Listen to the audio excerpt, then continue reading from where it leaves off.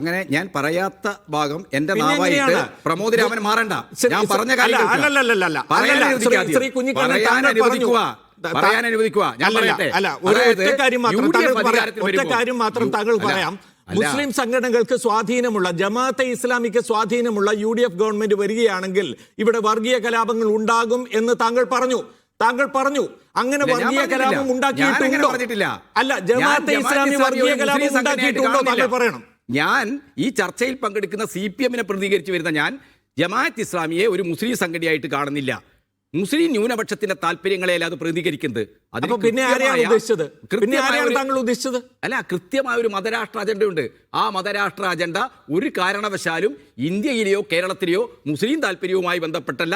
അത് ആഗോള മൂലധനം ലോകത്തെമ്പാടും വ്യാപിപ്പിക്കുന്ന മത തീവ്രവാദത്തിന്റെയും മതരാഷ്ട്രവാദത്തിന്റെയും അസ്ഥിരീകരണ പദ്ധതിയുടെ ഭാഗമായ ഒരു പ്രത്യയശാസ്ത്രമാണ് ജമാഅത്തെ ഇസ്ലാമിയുടെ പ്രത്യയശാസ്ത്രം എന്ന് കരുതുന്നതാണ്.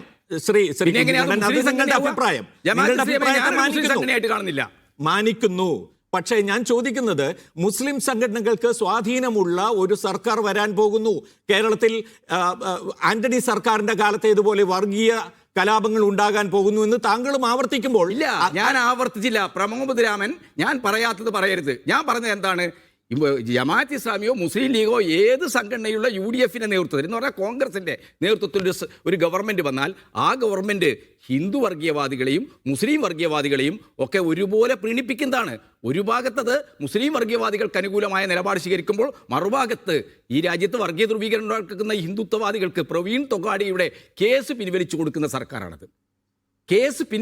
സർക്കാരാണത്. അത് നമ്മൾ മനസ്സിലാക്കണം. എന്നിട്ട് ഇവിടെ AK ബാലനെ പോലുള്ള ആൾ, AK ബാലൻ്റെ ചരിത്രം നിജേഷ് എൻ്റെ സുഹൃത്ത് എന്താണ് അങ്ങനെ ചുരുക്കി കാണരുത്.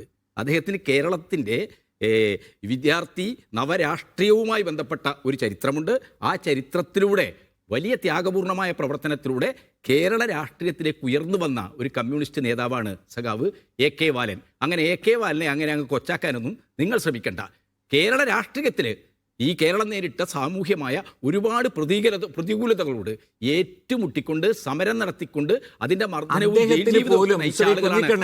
അങ്ങനെ ഒരാൾക്ക് പോലും ഇങ്ങനെ ഒരു അബദ്ധം പറയാൻ കഴിയുന്ന വിധത്തിൽ CPM-ന്റെ രാഷ്ട്രീയം മാറിപ്പോയത് എങ്ങനെയാണ്? CPM-ന്റെ രാഷ്ട്രീയത്തിന്റെ പ്രശ്നമല്ല. ഒരാള് ജമാഅത്ത് ഇസ്ലാമി ആഭ്യന്തരമന്ത്രിയാവുമെന്ന് ഞാൻ ചിന്തിക്കും. കേരള രാഷ്ട്രീയം UDF മുന്നണിയെ സംബന്ധിച്ച് പഠിക്കുന്ന ഒരാളും ഇസ്ലാമിയാണ് ആഭ്യന്തരമന്ത്രിയാവുമെന്ന് നമ്മൾ കാണുന്നില്ല. താക്കോൽ സ്ഥാനത്ത് എന്ന് തീരുമാനിക്കുന്ന മറ്റാളുകളാ.